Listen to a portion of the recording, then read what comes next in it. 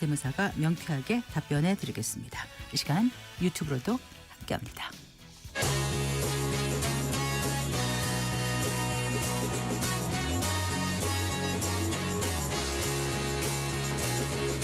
경제 시야를 넓혀드립니다. 투자의 지름길을 안내합니다. 돈 되는 정보를 발견하는 시간. KBS 1라디오 경제쇼.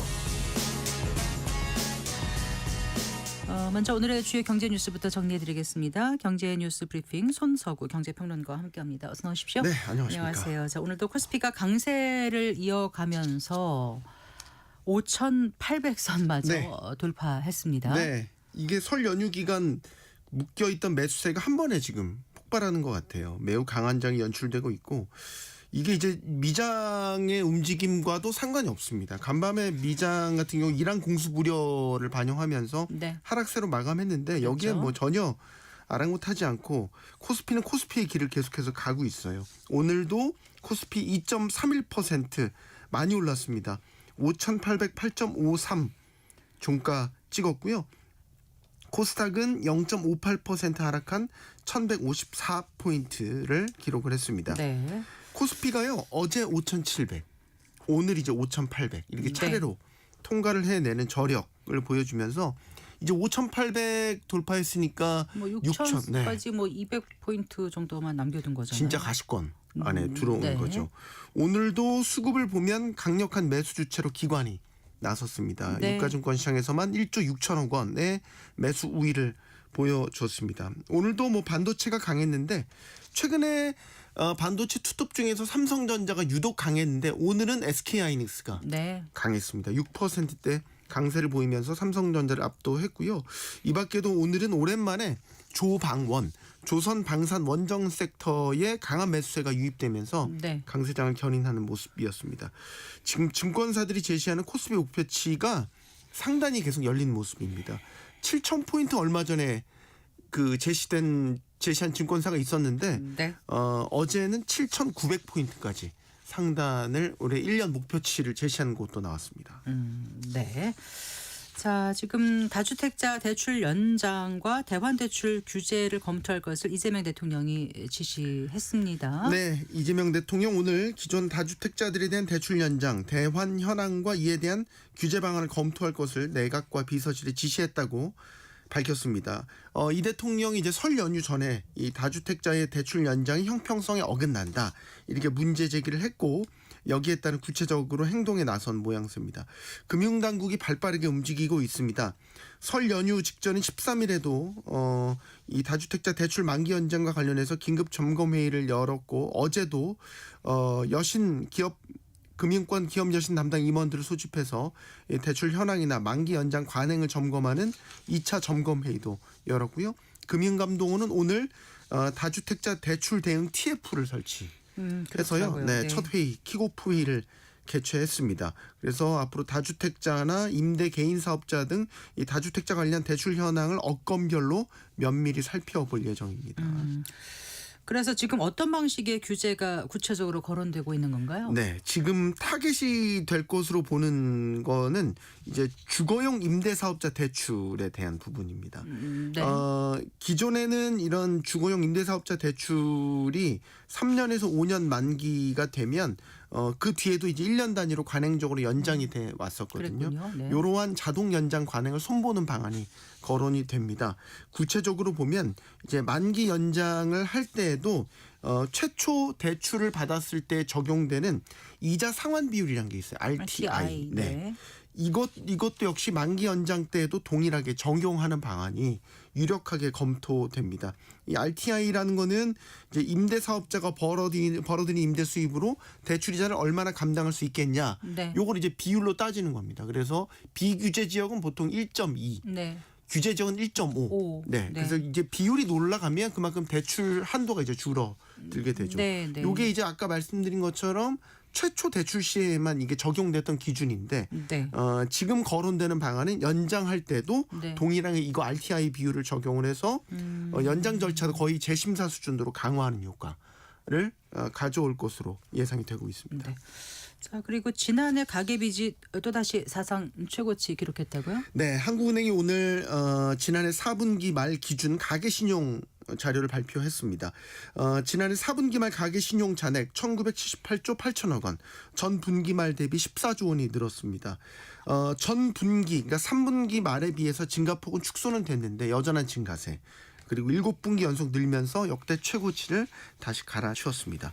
이제 가계 신용 가운데 이제 가계 대출만 따로 놓고 보면 지난해 4분기 말 잔액이 1,852조 7천억 원, 전 분기 말 대비 11조 1천억 원 늘어서 역시 5분기 연속 증가세 지속하면 이것도 사상 최고치. 네. 경신한 거지만 똑같습니다. 전 분기에 비해서 증가폭은 또 축소되는 이런 모양이고요. 네. 주택담보대출만 또 따로 떼놓고 보면 1,170조 7천억 원입니다. 그래서 전분기 대비 7조 3천억 원 늘었는데 이것도 이제 그 전분기와 비교하면 증가폭 자체는 대폭 줄었습니다. 3분기 말에 12조 4천억 원 늘었는데 네. 이제 4분기 말에는 7조 3천억 원. 그러니까 증가폭이 상당히 이제 줄어든 거죠. 그래서 증가폭만 보면 2023년 1분기 이후 가장 낮았습니다. 그러니까 보면 확실히 이제 11호 부동산 안정화 대책에서 이제 강력한 대출 규제들이 여기에 다 포함이 됐기 때문에 소위 말해서 11호 대책의 영향으로 풀이가 됩니다. 연간으로 보면 주택담보대출은 이제 전년 대비 약 4% 늘어나서 3년 만에 증가율이 둔화되는 모습을 나타내기도 했습니다. 네. 자, 지금 이제 국내 증시가 강세장이다 보니까 지금 빚을 내서 주식에 투자하는 비투 영향도 있었다고 하던데. 네, 그렇습니다. 이제 우리 가계 빚을 1년간 보면 56조 1천억 원이 더 늘어났습니다. 그래서 2.9% 증가한 겁니다. 그래서 가계빚이 여전히 빠르게 불어나고 있는데 앞서 말씀드린 것처럼 이제 가계대출은 증가폭이 줄었고 그 중에서도 주택담보대출이 더 많이 줄었죠. 이건 이제 대출 규제 영향인데 또 다른 측면의 대출, 신용대출이라든지 보험 약관 대출 같은 이걸 이제 묶어서 기타 대출이라고 하는데 이런 기타 대출 증가폭은 되게 크게 늘었습니다. 네. 그래서 기타 대출의 경우에는 대부분 이제 신용대출 중심으로 증가세로 다 전환을 했는데 이 주식 신용잔고가 또 동시에 증가하는 추세를 보였거든요. 네. 그런 걸 보면 이런 신용대출, 기타 대출에 늘어난 부분이 주식시장으로 들어왔다라는 것으로 지금 보고 있는 게 한은의 분석입니다. 네. 자, 그리고요. 공정거래위원회에서 그 밀가루 가격 담합한 업체들에게 가격 재결정 명령까지 검토하고 있다고요? 네, 이제 공정거래위원회가 이제 밀가루 가격을 담합한 혐의를 받고 있는 7개 제분업체와 판매업체들에 대한 제재 절차에 본격적으로 착수를 했습니다. 그래서 이제 그 과정을 밟고 있는데 어제는 이제 공정위가 심사 보고서를 송부를 했어요. 이 심사 보고서는 이제 검찰의 공소장 같은 겁니다. 그래서 조사 과정에서 파악한 위법성이라든지 그에 대한 어떤 조치 의견 같은 것들을 담고 있거든요. 그 조치 의견에 눈에 띄는 게 많습니다.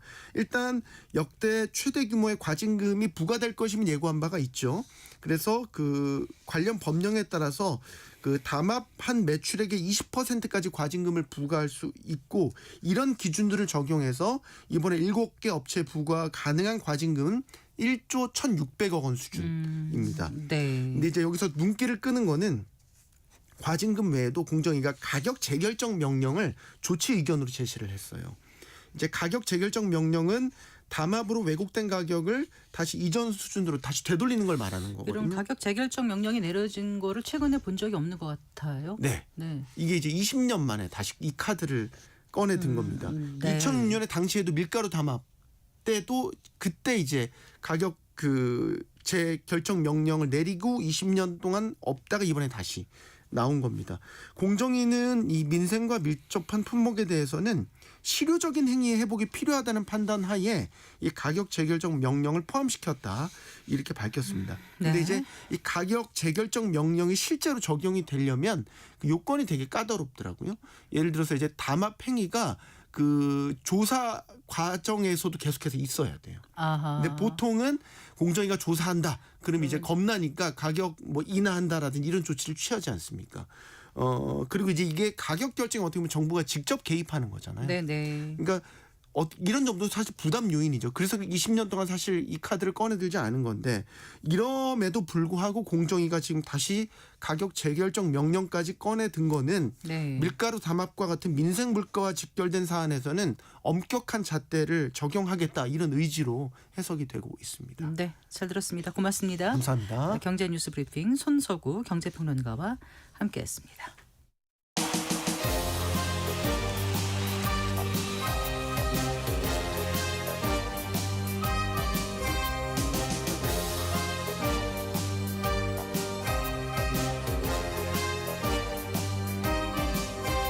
경제를 알아야 세상이 읽힙니다. 투자를 알아야 돈이 보입니다. KBS 1라디오 경제쇼.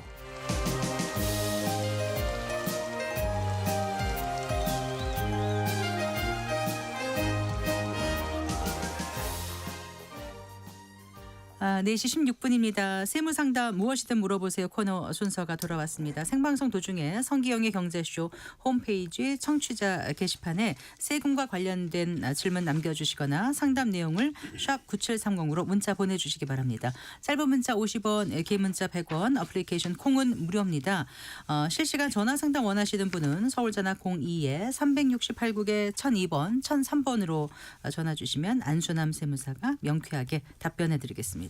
자, 세무법인 타솔의 안순남 대표 세무사 스튜디오에 모셨습니다. 반갑습니다. 네, 반갑습니다. 안녕하세요. 네, 네. 네, 네. 자, 이제 다주택자 양도소득세 중과 유예 종료가 이제 석 달이 안 남은 거죠? 네, 그렇습니다. 네. 네, 네. 일단 다주택자 양도소득세 중과 유예 종료가 확정된 뒤에 어떻게 네. 좀 상담이 많이 늘었습니까? 어떤가요? 사무실 정신이 하나도 없습니다, 지금. 그러세요? 네, 엄청나게 상담이 늘었고요. 네. 지금 이제 어떻든 시중에서는 지금 혼란이 대단하고 네. 그다음에 후속 조치까지 이제 지금 발표가 안 되다 보니까 네. 갈팡질팡하고 그런 상황 같아요. 네.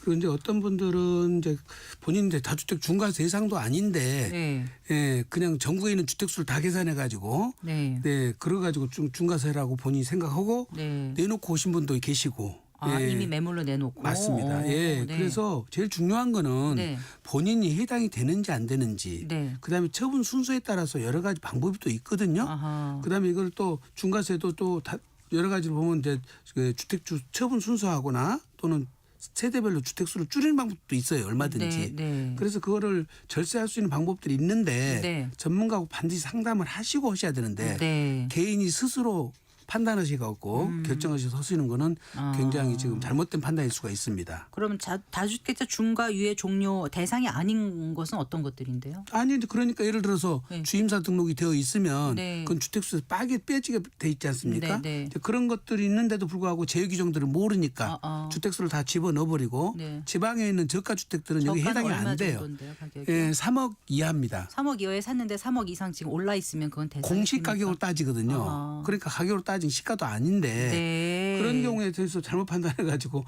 지방에 있는 저가 주택까지 다 포함해서 주택수를 계산하다 보니까 네. 네 그래가지고 지금 뭐 중과세인 줄 알고 오시는 분들이 많은데 네. 좀 공부를 좀 하실 필요가 있어요. 예, 그래서 복잡하기도 하고 우리 세무사님들도 상당히 어려운 것도 있습니다만은 네. 어쨌든 간에 예, 사전에 잘 정신 차리시고 분석을 잘 하시면은 네. 길들이 있으니까 네. 또 여러 가지 길이 있었어요 보니까요. 네. 그리고 또 지금 만든 것이 토지거래가 구역만 문제가 되는 것이 아니라 예. 투기과열지구에서는 더 네. 중요한 것이 뭐죠? 재개발 재건축에 지정돼 있잖아요. 네. 정비구역으로 지정돼 버리면은 네. 재건축은 조합 설립 인가일로부터 거래가 중단돼 버립니다. 네. 재개발은 또 관리처분계획 인가. 인가일부터니까 좀 시간적 여유가 네. 있는데 지금 잠실 5단지 같은 경우에 지금 예, 조합 설립 인가 신청이 들어갔거든요. 네. 그러면 중단돼 버리기 때문에 네. 아예 매도를 못 해요. 매도를 자체를 못 해요. 10년 보유 뭐 그런 요건이 되려면 5년 거주 되려면. 1주택자가 아하. 10년 보유 5년 거주 요건을 충족해야 되거나 네. 또 부득이한 사유가 해당이 돼야 되는데 거기에 해당되시는 분들이 거의 없으시거든요. 아. 그러니까 도정법부터 먼저 검토가 끝나고 세법을 보셔야 되는데 아하. 세법만 갖고 오신 분들이 있어요. 그래가지고 정비사업 구역에 두 군데를 갖고 계신 분 같은 경우는 어때요? 그것도 안 되는 거죠. 그건 또 중요한 건 두 군데가 중요한 게 아니라 그거는 이제 대당점 금지 구역 때문에 대당점 금지 그걸 또 검토를 해야 되거든요. 네. 그러니까 지금 이 상황에서는 검토할 게 너무 많아요. 단지 다주택 중과세 규정만 검토한 게 아니라 네. 토지거래 허가에다가 지금 투기과열지구에 투기과열지구에다가? 예, 정비구역까지 묶여 있으면 네. 여러 가지를 살펴봐야 되고 네. 그럼 이게 전체 전문가들은 드물잖아요. 다주택세 중과 세무사들은 위에는 조정 대상 지역에 해당되는 거 그렇습니다. 아니에요? 예, 또? 그거는 세무사들이 아는 내용이고 예. 도정법에 관련된 것은 변호사님들이 또 전문가들이시란 네, 말이에요. 네. 전혀 달라요. 아. 예, 그다음에 토지거래가 구역 이쪽은 오히려 중개사님들도 전문가시고 네. 이게 세 가지를 다 망라해가지고 전문적으로 아시는 분들이 많지 않다 보니까 네. 굉장히 사회가 지금 시장이 혼란스럽습니다. 아, 네. 그래요. 네. 자, 그러면 다주택자 양도소득세 중과 유예가 종료되면서 세금이 달라지는 거를 네, 네. 좀 쉽게 예를 들어서 설명해 주신다면 네. 예를 들어서 조정 대상 지역 내 2주택 네. 갖고 있는 경우에 10년 전에 이제 10억 원에 구입한 게 만약에 지금 이제 20억 원이다. 네. 이렇게 매각을 할 때 네. 5월 9일 이전에 팔 때하고 네. 넘겨서 팔 때는 양도소득세가 얼마나 차이가 납니까? 지금 10년 보유만 갖고 따졌더라도 네. 양도소득세가 2주택자 같은 경우는 5월 9일 이전이라면 3억 3천 정도 나와요. 네. 지방소득세 포함해서. 예, 예. 그런데 5월 9일 10일을 넘어가지고 중과세가 시행돼 버리면 네. 6억 4천이 넘어가니까 거의 두 배네요. 2배 정도 되고요. 아. 네, 만약에 이게 3주택이다. 네. 그러면 7억 5천까지 넘어가 버려요. 아. 예, 그래서 2.3배가 돼 버리니까 네. 다주택 중과세가 적용돼서 매각할 수는 거의 없습니다. 조정 실제로. 대상 지역에서 네. 2주택일 때는 2배, 네. 3주택일 때는 2.5배 정도. 2.5배인데 경우에 따라서 금액이 크신 분들은 장기 보유 특별 공제가 안 공제는 되거든요. 2주택, 3주택 다 안 됩니까? 다 안 됩니다. 아, 그렇군요. 네. 네, 네. 알겠습니다. 혹시 그래서 요즘 뭐 저가 양도 얘기가 나오는데 네. 자녀에게 네, 네. 그런 경우는 뭐 문제는 없는 건가요? 저가 형도는 할 수는 있을 거요. 네. 근데 이제 조심할 것이 저가 형도를 하시면서 금액이 일부가 증여로 들어가니까 30%하고 3억 중, 네. 3억 중 네. 예, 적은 금액 기준까지만 저가 양도를 해야 되는데 네. 그걸 벗어나면은 증여세를 내게 되거든요. 네. 그럼 벗어나면 5억 정도 벗어났다 그러면 3억 빼주니까 2억은 증여세가 그러니까 되는데 최대 3억까지만 된다는 얘기네요. 문제는 2억을 증여세를 내야죠. 받으니까 네. 증여세만 낼 거 생각하시는데 올해부터 취득세가 또 달라졌어요. 아, 그걸 취득세에서는 예. 30%가 3억 중 적은 금액을 벗어나 버리면 네. 돈 주고받은 유상거래까지 모두 무상거래로 가서 중과세를 받거든요. 그러니까 벗어나면 절대 안 되는데 네. 어떤 분들은 그걸 벗어나서 거래하고 오신 분들이 있어요. 그럼 네. 얼마나 차이가 나요? 차이가 이제 5억에 대해서는 유상거래 같으면 4.6%. 네. 이제 주택 같으면은 1%나 1.3%죠. 네. 근데 지금 증여로 가서 중과세를 먹어버리면 12.4%가 되거든요. 아, 예, 거기서 그래서 크게 차이 나는군요. 엄청나게 크게 차이 나죠. 네. 그러니까 그래서 단순히 저가 용도가 유리하지 않을 수 있으니까 검토를 잘 전문가한테 하셔야 되겠네요. 전문가한테 상담 받고하셔야 됩니다. 네. 그래요. 네. 자, 그러면은 말씀 중에도 팔기가 좀 힘들 거다 자주택자가 이렇게 네, 말씀을 하셨는데 5월 9일 이전에 팔면 다행이지만 네. 못 팔 수도 있지 않습니까? 네, 네. 살려는 사람이 혹시 없거나 그런 다주택 또 네. 물건도 있을 거 아니에요? 네. 근데 이제 버티면 양도세보다 보유세가 더 나올 거라는 경고가 지금 네. 있잖아요. 네, 네. 앞으로 보유세도 많이 좀 뭔가 변화가 있을 것 같아요. 저희들이 보기에는 대표님, 네. 단순하게 공정시장 가격 비율만 조절할 것 같지는 않습니다. 그걸 조절해 가지고 종부세가 부담이 늘어나는 것은 거의 한 30-40%밖에 안 늘어나거든요. 30-40% 크긴 하지만. 네, 크지만 네. 예, 이제 정부에서 생각하는 만큼 고통을 줄 정도 같으면 이 정도는 고통이 안 되잖아요. 그러려면 지금 3주택 중과세 규정이 2주택 중과세까지 확대를 되거나 네, 또 세율 구간을 더 높이거나 네. 그다음에 지금 현재는 상한이 정해져 가지고 150%밖에 못 올릴 수도 있잖아요. 네, 네. 그러니까 이제 어떻게 보면은 그것 때문에 사람들이 내가 500 내고 있어 그러면 결국 900밖에 안 올라가잖아 네, 이렇게 생각하시는데 이것도 손을 봐버리면은 예, 이건 시행령입니까? 법령이 돼 법령이에요? 있습니다. 예, 법령이 들어 있는 것들이지만은 바꿀 수 있는 거죠. 어쨌든 간에 4가지 5가지가 동시에 바꿔질 가능성이 있습니다. 네. 그래서 올해 7월 달쯤에 네. 세제 개편안이 올라오면은 네. 어떻게 올라온지를 좀 보시고 판단하셔야 될 것 같습니다. 너무 과소평가할 일은 아닌 것 같아요. 네. 네. 그리고 주택 임대 사업자의 경우 의무 임대 기간 끝나면 자동으로 말소되는지 네. 그 임차인이 있으면 임대 기간 종료 시점까지 연장되는 건지 네. 아니면 의무 임대 기간이 끝나도 연장이 가능한 건지 이거 궁금해하시는 분들이 많아서 굉장히 네. 헷갈리시는데요. 네. 우선 기본적으로 아파트는 이제 다 폐지가 됐으니까 네. 무조건 자동으로 말소가 돼버려요. 네. 그거는 임차인이 있거나 없거나 상관없이 네, 네. 그 연장이 자체가 없습니다. 근데 비아파트 경우는 2020년 8월 17일까지는 의무 기간이 8년이었어요. 네. 그다음에 8월 18일부터는 10년이었고 네. 거기는 의무 기간을 지키고 그다음에 계속 하려면은 본인이 계속 하는 대로 연장이 되거든요. 네. 네, 자동으로 연장이 되도록 돼 있습니다. 네. 그다음에 지금 장기 임대 주택에 대한 것을 다주택 중과세 규정에 양도 기한에 제한 없이 중과세를 배제해 주는데 네. 대통령께서 하시는 말씀이 요게 그렇게까지 해주는 것이 맞냐는 거 지금 문제 제기를 했잖아요. 네, 네. 아직 이거는 입법으로 해서 배제는 안 됐기 때문에 네. 아마 이거는 세법이 개정되는 것을 보시되 네. 저희들이 예상하기에는 그래도 최소한 3년에서 5년 정도 유예 기간을 주지 않겠냐. 아하, 네. 예, 아무리 단축되더라도 네. 1년 2년 이렇게 단축은 안 할 것이다 하고 예측은 하고 있어요. 네. 대신 신규로 등록된 사람만 제한을 가할 수도 있고 근데 저희들이 보기에는 지금 다급하기 때문에 기존의 임대사업자들까지 다 혜택을 줄일 것 같긴 해요. 네. 네. 앞으로 좀 많은 변화가 예고되고 있어서 맞습니다. 신중하게 그 자신이 어떻게 담세 능력이 있는지 이런 네. 거를 좀 잘 검토하고 세제 개편 방향을 네. 보시고 판단하셔야 될 것 같습니다. 알겠습니다. 네. 본격적으로 이제 상담 들어가겠습니다. 일단 전화 연결돼 있습니까? 네, 첫 번째 전화 받아보겠습니다. 여보세요. 여보세요? 네, 말씀해 주십시오. 예, 수고 많으십니다. 네, 감사합니다. 예, 저는 두 가지만 문의하겠습니다. 네. 제가 양도세를 문의하겠는데요. 네. 아파트를 매도하였는데요. 예. 비거주 1가구 3주택에 예. 18년 보유를 했습니다. 예. 근데 양도 차익은 6억 한 4,500 정도 나와요. 예. 근데 양도세는 지방세하고 포함해서 얼마나 나올까요? 그거는 그리고 예. 예, 두 번째는 네. 아파트를 매도한 금액 중에서 예.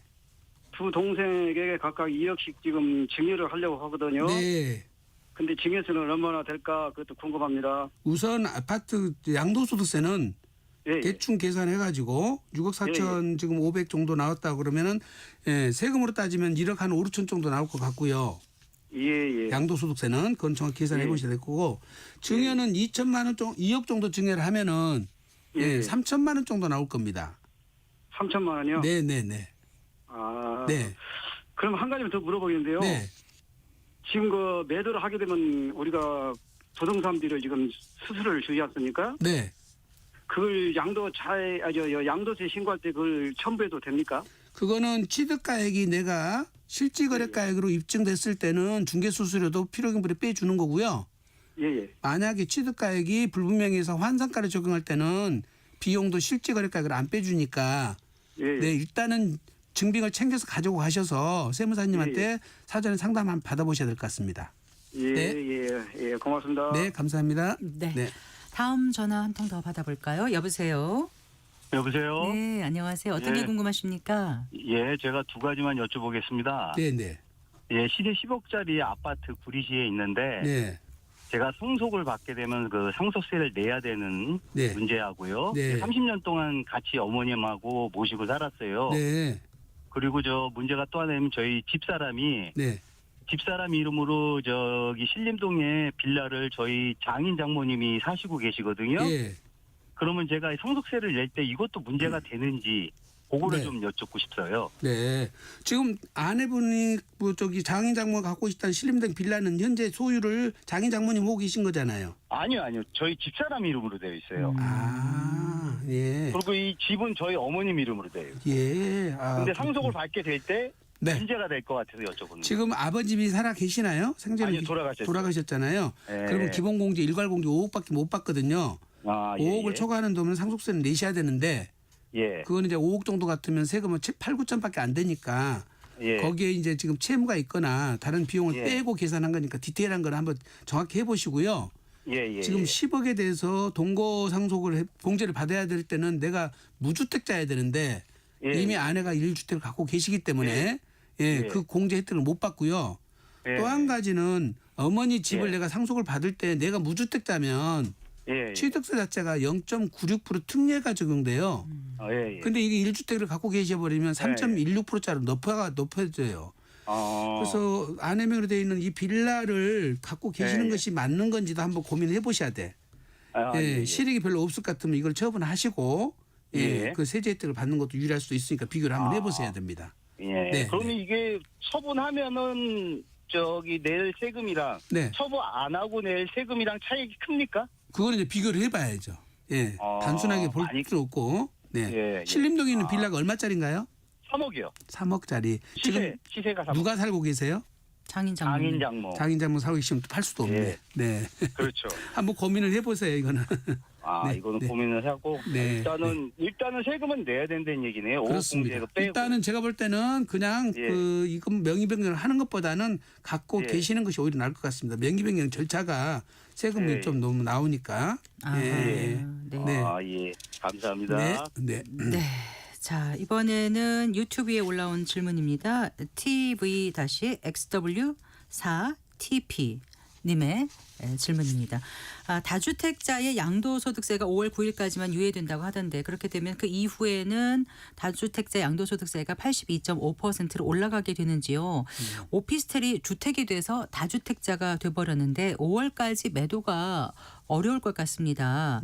현재 상황에서 9천만 원대의 주거용 오피스텔 2채를 임대용으로 등록해야 유리할지 궁금합니다. 이렇게 질문 주셨습니다. 우선 지금 잘못 알고 계신 것이 네. 양도세가 82.5%까지 올라가는 것이 아니라 네. 내 양도 차익에 맞는 세율 구간이 생기잖아요. 네, 네. 예를 들어서 1억 5천이다 그러면 35% 구간이거든요. 네, 네. 그때 내가 2주택자는 20%를 더하는 거고 네.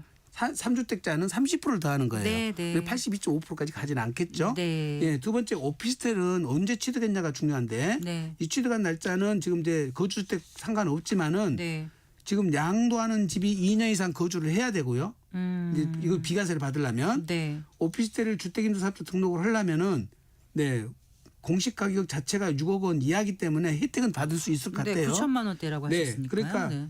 10년 이상짜리로 네, 장기로. 임대사업자 등록을 하면 네. 예, 이거는 거주주택 비과세는 되지만 네. 다주택자 중과세를 적용받으려면 2018년 9월 13일 이전에 취득을 했어야 돼요. 네, 네. 이 취득 일자를 확인을 해보셔야 됩니다. 네. 지금 등록하고 따지는 것이 아니라 예. 그리고 요거는 지금 갖고 있다고 그래서 내 집이 다주택자가 되는 건 아니에요. 어허. 팔 때까지만 이것이 없어지면 되니까 네. 이거 팔 때 이거 사전에 이것부터 팔아버리면 되잖아요. 오피스텔. 오피스텔을 네. 이거 실익도 없는 걸 갖고 계시지 말고 네. 양도하기 전에 이 오피스텔 2채를 제거를 해버리면 네. 내가 갖고 있는 것이 결국 한 채잖아요. 네. 그러면 한 채 비과세 받는 방향으로 가셔야지. 어허. 예, 이걸 임대 등록을 하고 요건을 또 갖추고 어허. 잘못되면 큰일 나니까. 네. 제가 볼 때는 실익이 없는 오피스텔 2채를 선양도하시는 것이 유리할 것 같습니다. 네. 그래도 뭔가 필요하시니까 사두셨을 거 아니에요. 글쎄 예를 들어서 꼭 무슨 월세를 필요하시다면 받으실 수도 있는 거고. 그러니까 이제 네. 거주주택 비과세나 장기임대주택은 아까 말씀드린 요건이 까다로우니까 네. 본인이 판단하지 마시고 지금 방송에서 시간상 그걸 다 설명할 수는 없으니까 네, 네. 전문가 도움 받으셔야 될 것 같아요. 네. 네. 자, 이번에는 인터넷 홈페이지 게시판에 올려주신 질문입니다. 이소영님의 질문이에요. 70대 어머니께서 현재 거주 중인 서울의 아파트 외에 그 서울의 작은 빌라 2채를 갖고 계신데요. 특히 토지거래 허가제로 묶여있는 용산에 있는 빌라 그 신속통합재개발 청파 2구역을 매도하고 싶어 하셔서 올해 제 여력이 되는 대로 한 채 매입해드리려고 합니다. 현재 제 능력으로는 저가 거래를 해야 할 것 같은데 가족 간의 직거래를 할 경우에 주의해야 할 사항이 많다고 들었습니다. 첫째, 가족 간 직거래 시에는 취득세와 양도세는 저가 거래를 하더라도 세금은 시가로 내야 한다고 들었는데 시가는 어떤 기준으로 파악해야 되는지요? 또 감정평가를 꼭 받아야 하는지 또는 다른 방식이 있는지 궁금하고요. 저가 거래 과정에서 그 밖에 신경 써야 할 것들은 무엇이 있을지 궁금합니다. 네. 두 번째, 해당 빌라는 재개발 예정지인데요. 단기 임대사업자가 끝난 상태로 2026년 6월 만기인 전세 세입자가 살고 있습니다. 어머니께서는 3월쯤에 매도를 생각하고 계시고 저는 임대사업자가 아닙니다. 자, 양도세 중과 때문에 가능하면 5월 전에 매입해드리고 싶은데 임대사업자가 아닌 제가 매입이 가능한지 알고 싶습니다. 네. 복잡하네요. 복잡하네요. 그래서 많이 가진 사람이 만 가지 근심이 있다는 게 맞다는 생각이 들어요. 우선 너무 복잡해요. 네, 네. 우선 가족 간 거래 하실 때는 특수 관계자 간의 거래라서 네. 이거는 이제 양도의 경우에는 반드시 감정평가를 받고 거래하신 것이 좋습니다. 네. 그래서 10억 이하짜리 같으면 감정평가를 한 군데만 받아도 되니까요. 네. 그다음에 저가의 범위는 아까 네. 설명드린 것처럼 30%와 3억 원 중 적은 금액이에요. 네. 그러니까 이것이 뭐 한 8억짜리다 그러면 38에 24, 네. 2억 4천 미만으로 거래하면 안 된다는 거죠. 2억 4천 보다 더 싸게 하면 안 된다는 안 된다. 거죠. 그 약까지가 하한선이라는 겁니다. 네. 그다음에 이제 이 안에 보통은 채무가 있을 수 있잖아요. 그렇죠. 네, 그러니까 이제 전세 보증금이라든지 금융기관 채무가 있으면은 네. 실제 있는 채무를 확인하셔서 아. 그 채무만 빼셔야 되는데 네. 어떤 분들은 근저당 설정이 되어 있으세요. 은행 건 다 갚았어요. 채권 최고액 이렇게. 네, 채권 그대로 인수를 하셔가지고 빼시는 분들이 있는데 아. 예, 그러시면 안 됩니다. 네. 실제 채무대로 빼 오시는 것이 맞는 것 같고요. 네. 그다음에 지금 재개발 구역에 임대 사업자가 되어 있는 상태라고 그러는데 어머니께서 네, 네. 26년 6월달에 만기가 되잖아요. 올해 6월. 올해 6월달에 만기가 되고 조건을 다 충족을 했으면 네. 이 아파트의 경우는 제가 봤을 때는 중가에서 배제되는 주택일 것 같거든요. 아파트가 아니고 빌라인데요? 빌라니까 네. 빌라니까 그거는 네.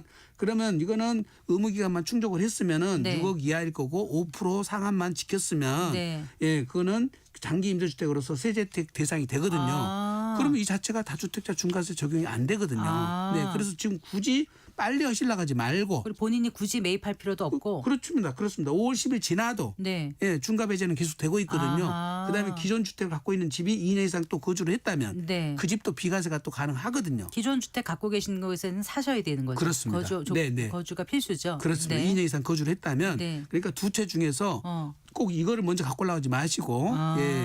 그다음에 본인 어머니 사는 집을 먼저 갖고 올 수도 있잖아요. 네. 그러니까 그거는 선택을 하시되 네. 이걸 꼭 굳이 갖고 온다면 네. 의무기한 충족하고 6월달 지나서 네. 매매를 갖고 오시면 네. 중과세가 안 되니까 아하. 서둘 필요가 없다. 본인이 임대사업자가 아닌 건 상관없는 거죠. 그렇습니다. 네. 근데 만약에 의무기한 안 지키고 갖고 오면은 임대사업자 승계를 받는다고. 승계 자체를 또 받아야 되는데 네. 승계를 받기 싫다는 말씀 같거든요. 아, 네. 안 받으면 어머니가 페널티를 먹거든요. 아, 과태료 그러니까 3천만 원 5월 먹으니까. 9일 지나서 6월 전에 하는 게 6월 달에 지나야 되네요. 그렇습니다. 네. 만기니까 자동 만수가 되지 않습니까? 네, 네. 그때 이제 8년 의무기한 아니 충족되니까. 6월 만기라는 게 네. 전세 세입자가 6월 말기라는 뜻 아닌가요? 그럴 수도 있는데 네. 지금 이제 의무 기간이 몇 년인가는 확인을 해야 되겠지만은 네. 네. 8년짜리로 등록이 돼서 8년이 충족됐다면 네. 요게 그때 당시에 했으면 18년도 했어야 되거든요. 네. 그럼 8년이면 끝났고 단지 임대사업자가 끝난 상태라고 지금 적어주셨어요. 네. 그러면 지금 자동 말소된 상태 같으면은 네. 그게 지금 세법상 의무 기간을 다 지켰는지를 네. 확인하셔서 네. 세무사님 뭐 상담 한번 받아보시면 좋겠습니다. 알겠습니다. 네. 네. 또 다음 사연 소개해 드리겠습니다. 휴대전화 끝자리 3668번님의 질문입니다. 보유 토지가 구획정리사업지구에서 나대지입니다. 나대지의 경우 종합부동산세 부과 시점은 공사 준공 후에 부과되는지 궁금합니다. 네. 네. 모든 것은 공적 서류에 의해서 입증이 돼야 되는데 네, 네. 지금 말씀드린 대로 예, 공사 준공 완료 보고서라는 게 나오거든요. 네. 그 보고서가 나오면 그때부터 이것이 대지로 바뀝니다. 그때는 이제 나대지로 해서 예, 종합부동산세가 과세가 되거든요. 네. 그래서 지금 말씀드린 것처럼 네, 준공 검사 필증이 나와는 것을 확인하시면 될 것 같습니다. 네. 네. 네, 생방송 도중에 실시간 전화 상담 원하시는 분은 서울전화 02-368국에 1002번, 1003번으로 전화 주시면 됩니다. 서울전화 02-368-1002번, 1003번입니다. 자, 다음 사연은요. 김영호님께서 홈페이지 청취자 게시판에 올려주신 사연입니다. 자, 이분 사연은 이렇습니다. 먼저 소유한 주택 말씀드릴게요. 지난 2006년 6월에 구입한 부산 동래구의 34평형 아파트와 또 지난 2024년 10월에 구입한 부산 금정구의 27평형 아파트가 있습니다. 여기에 어머님께서 지난해 1월 29일에 돌아가시면서 경남 합천군 주택과 상가를 장남인 제게 상속해 주셨지만 아직도 상속 협의가 되지 않아서 어머니 명의로 남아 있습니다. 제가 이번에 20년 이상 소유했던 부산 동래구 아파트를 매도하려고 하는데 혹시 비과세 혜택이라든가 절세 방법은 어떤 것이 있는지 궁금합니다. 참고로 저는 형제 중 제일 맞이어서 어머님께서 지난해 돌아가실 때 저희 집에 주민등록이 돼 있었고요. 2025년에 재산세가 제 명의로 나와서 납부했었습니다. 아직 어머니 명의로 돼 있는 상속주택 2채를 형제들 명의로 이전한다면 부산 동래구 아파트 매도 때 비과세 혜택을 볼 수 있을까요? 조언 부탁드립니다. 이분도 복잡해요. 네. 우선 본인 것만 보면 네. 일시적 1세대 2주택 상태거든요. 네, 네. 3년이 안 지났으니까. 근데 이제 상속주택이 문제거든요. 네. 그걸 본인이 상속을 안 받고 동생 둘이만 왜 받아버리면. 일시적 2주택이요? 이분이 동래구 34평 아파트는 2006년이고 예. 2024년 10월에 구입한 부산 금정구 아파트니까 이건 이건 일시적인 24년부터 3년 안에만 네. 동네 국가를 팔면 되거든요. 3년이 안 지났잖아요. 지금 26년이니까. 그렇죠. 이제 상속 주택이 문제인데 네. 상속 주택 자체가 동생 두 분이 받고 본인은 빠져버리면 아무 문제가 없어요. 네. 근데 본인이 받아버리면 네. 받을 때 본인이 소수 지분으로 받으면 문제는 또 없어요. 네. 지분이. 네. 근데 본인이 지분이 더 많아져 버리면 제일 중요한 것이 동일 세대 간의 상속이 이루어진 거는 네. 상속주택 특례가 안 이루어지거든요. 아, 네. 혜택을 못 받아요. 네. 그때는 이제 실제 거주 여부를 또 따져야 되니까 복잡해지잖아요. 아하. 그러니까 제일 좋은 방법은 네. 동생 둘이 상속을 받거나 네. 본인까지 포함해서 받되 본인은 상속 지분을 소수 지분으로 해서 소수가 얼마예요? 단 1%더 적으면 그럼 돼요. 34, 33, 34 이렇게 그렇습니다. 하면 되는 거예요. 네, 네. 본인이 33이면 돼요? 그렇습니다. 아니죠. 33, 33, 34 이런 본인이 최소가 본인이 아니잖아요. 33이고 네. 동생 한 분이 34를 받으면 되겠죠. 그 또 하는 동생이 33 해야지 100이 되잖아요. 그러니까 그러니까 둘이 내 지분이 내 지분이 33이면 상관없다고요? 네, 상관없어요. 어, 다른 동생이 하나 더 나보다 1%만 더 많으면 되니까. 또 다른 동생은 33이 되니까 그럴 경우. 그러니까 33, 33, 34가 되면 네. 100이 되니까 아, 네. 제가 소수 지분이 되는 거죠. 아, 네. 그렇게 받으면 문제가 없는데 네. 내가 지분을 더 갖고 와버리면 동일 세대 간의 상속이 이루어지니까 특혜를 못 받는다. 네. 그리고 이제 어머니가 이 집 외에 다른 집이 없다는 전제입니다. 아하. 예, 또 2주택자면 모르겠지만 지금 표현으로 봐서는 어머니가 없는 한 것 채밖에 같아요. 예. 있었으면 벌써 말씀하셨겠죠. 그래서 상속주택이 요건이 아주 까다로우니까 어허. 꼼꼼하게 한번 따져볼 필요가 있습니다. 네. 네, 그래요. 자, 전화 또 연결해 보겠습니다. 어떤 사연인지 궁금합니다. 여보세요. 여보세요? 네, 말씀해 주세요. 네, 안녕하세요. 네. 제가 2주택자인데요. 네, 두 주택 다 이번에 토지거래 허가제 새로 신규 편입된 곳에 두 개가 있어요. 예, 예. 근데 이제 둘 다 이제 세입자가 살고 있는데 한 곳을 팔아야 되는데 안양에 있는 집인데요. 예.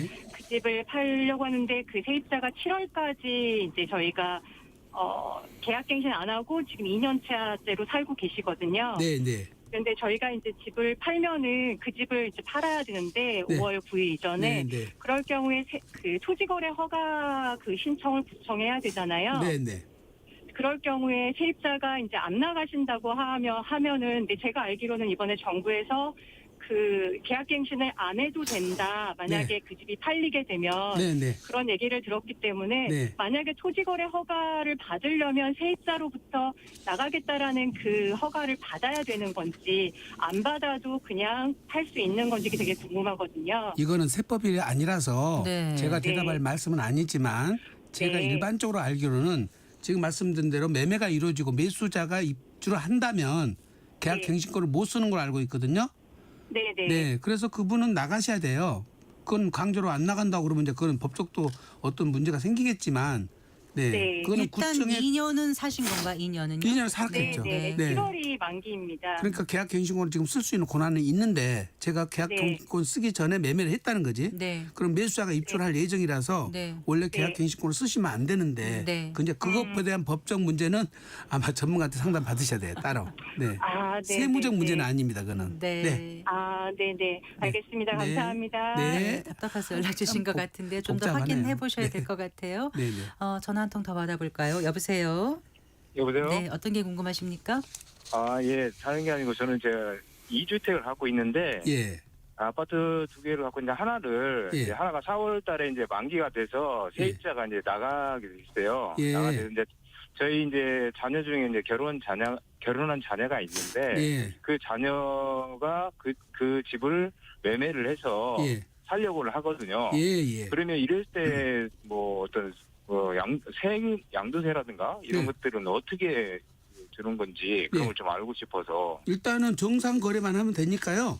예. 이게 지금 아파트라고 그러셨잖아요. 예, 예. 그러면 지금 요게 거래가액이 어느 정도 될까요? 금액이?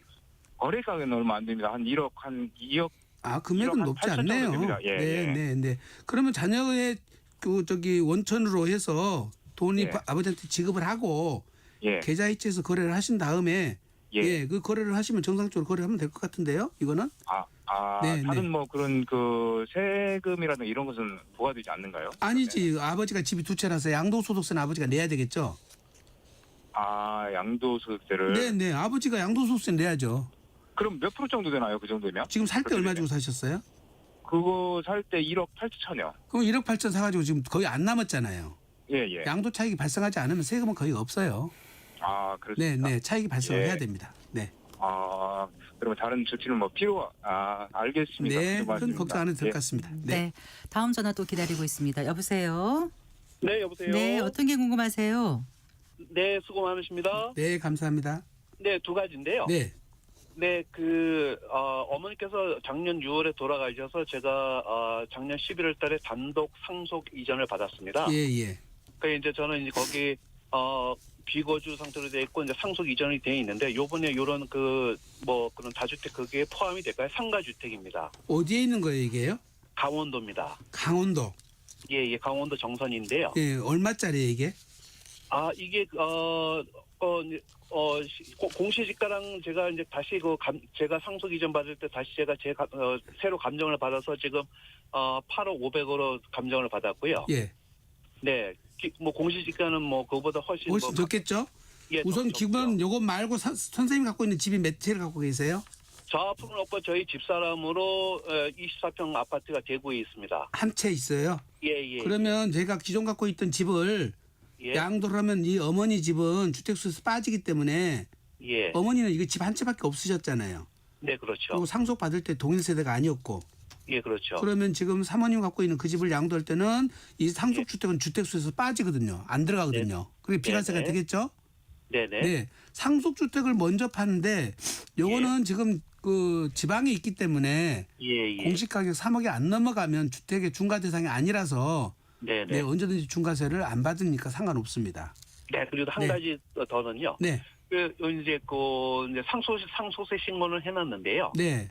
그 신고할 때 이제 저희가 이제 이렇게 거래하는 세무사님 통해서 이제 세무 기장 처리를 해가지고 상속세 신고를 해놨는데요. 네. 추가로 혹시 상속세 지금 그걸 신고를 더 추가할 수는 있나요? 뭐냐면은 그 장례비 그 묘지 조성한 게 한 개 빠져 있는데 추가할 네. 수는 있나요? 그거는 이제 필요경비에 해당되는 건지는 세무사님한테 검토 받으셔서 예. 잘못돼 있으면은 그거는 수정 신고를 할 수가 있고 경정 청구 받을 수가 있어요. 아, 그렇습니까? 네, 가능합니다. 네. 네, 잘했습니다. 고맙습니다. 네. 네, 자 다음 사연으로 넘어가 보겠습니다. 휴대전화 끝자리 0207번님의 질문입니다. 대구 북구에 실거래가 약 2억 원의 아파트를 부부 공동 명의로 15년 정도 실거주하다가 6년째 전세를 주고 있습니다. 또 6년 전에 같은 지역에 3층짜리 상가주택을 아내 명의로 매입해서 3층에 거주하면서 1층과 2층은 임대를 주고 있는 상황인데 2025년 4월에 대구 동구에 25평형 4억짜리 주거형 오피스텔을 계약했습니다. 궁금한 점이요. 첫 번째, 6월에 오피스텔을 등기하게 되면 취등록세가 몇 %인지. 두 번째, 셋 중에 정리를 한다면 어떤 걸 해야 할까요? 이렇게 물어보셨는데 네. 작년 4월에 산 주거용 오피스텔을 아직 등기를 안 하셨나 봐요? 그렇나 봅니다. 네. 자, 오피스텔은 네. 매매가 이루어지면은 네. 매수자의 지위에서는 네. 무조건 업무용으로 보게 돼 있어요. 그렇죠. 네. 주거용으로 썼든 네. 뭘로 썼든 상관없이 네. 무조건 업무용으로 보니까 4.6%짜리를 내야 돼요. 네. 주택에 대한 특례세율이 아니에요. 네. 그다음에 만약에 또 어떤 걸 먼저 처분할까요? 그러면 여기서 제일 중요한 거는 오피스텔 대여 다주택자 중과세 규정이 들어가고 네. 또 비과세를 못 받을 수가 있으니까 네. 이 셋 중에서 양도 차익이 가장 적은 것부터 처분을 처리해야 되겠죠. 네. 여기 대구는 다주택 조정 대상지역이 아니니까 네. 중과세하고는 상관이 없거든요. 네. 그러니까 만약에 처분 순서를 정한다 그러면 양도 차익이 가장 적은 것부터 처분하시라. 네. 네, 이러면 될 것 같습니다. 4억짜리에 4.6%면 1,840만 원이 취득세가 되겠네요. 그렇습니다. 네. 네. 다음 사연입니다. 유튜브에 올라온 김서운님의 질문입니다. 남편 이름으로 2주택인데 부인에게 한 채를 증여하게 되면 남편의 집은 한 채로 인정되는지요?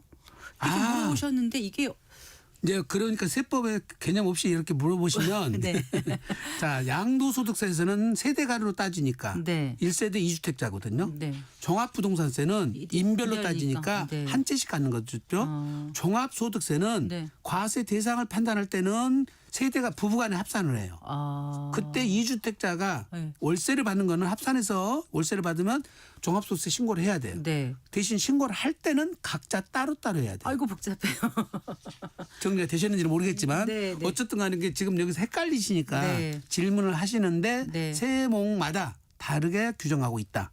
그래서 전문가한테 상담 한번 받으셔야 될 것 같습니다. 이것도 좀 복잡한 건데요. 홈페이지 청취자 게시판에 강계봉님께서 이런 질문 올리셨어요. 3주택 보유 중입니다. 먼저 2006년 2월에 3억 원에 구입한 보광동 주택은 25년 7월 25일 재개발로 인해서 관리처분 계획 상태입니다. 2021년 4월 20일 장기 일반 민간 임대주택 사업자로 등록했는데 감정 가격은 11억 3천만 원입니다. 또 두 번째 목동 아파트는 2013년 4월에 경매로 4억 7천만 원에 낙찰받았습니다. 2020년 7월 남편으로부터 증여받아 지분이 자기가 2분의 1이라고 하네요. 현재 20억 원 예상입니다. 마지막으로 2015년 3월에 지하 1층, 지상 5층에 근린생활시설 및 주택을 구입해서 지난 2020년 4월 14일에 장기 일반 민간임대주택 사업자 등록을 했습니다. 지상 4층과 5층을요. 먼저 보광동 주택을 매도하고 싶은데 현재 재개발 관리처분 계획 상태인데 매도할 수 있는지요? 혹시 재개발 후에도 매도할 때는 필수 거주 기간이 있을까요? 또 앞서 말씀드린 대로 임대사업 등록을 해서 보광동 주택을 언제까지 매도하면 1가구 1주택으로 비과세 혜택을 받을 수 있는지요? 혹시 준공 허가 이후 입주한 후에도 보광동 주택이나 목동 아파트 매도 시에 비과세 혜택을 받을 수 있는지 궁금합니다.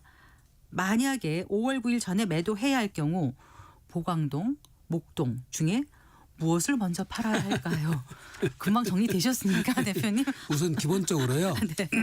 지금 보강동 집을 파시려고 하는데 네. 이거는 지금 재건축 관리처분, 중인 거잖아요. 네. 재건축이든 재개발로 지금 하니까 네. 관리처분 계획이 인가 났기 때문에 전매 네. 금지가 됐거든요. 그렇죠. 그러면 1세대 1주택자가 아니기 때문에 네, 네. 예, 특례 조건으로 가야 되거든요.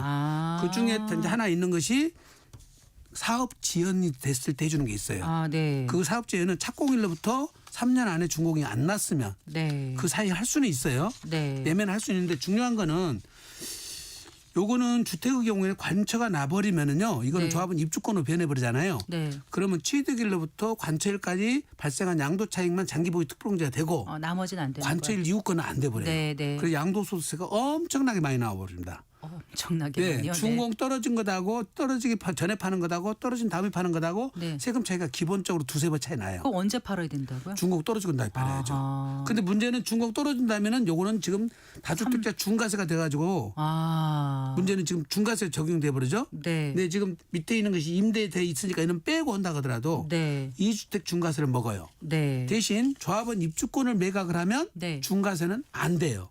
그래서요. 어떻게 하는 게 좋아요? 어느 게 유리한지는 세금을 빼봐야 돼요. 비교를 해봐야 돼요. 각각 맞습니다. 계산을 다 해봐야 따로따로 되겠네요. 해봐야 돼요. 이 시간에 네. 다 할 수는 없을 것 같습니다. 그렇습니다. 그리고 네. 지금 현재 알아둘 건 재개발 재건축에 옛날에 입주를 해갖고 2년 이상 요건을 준다고 그랬는데 네. 그 법은 통과가 안 됐어요. 그러니까 재건축 후에 완공되면 네. 거주 요건은 따로 없다.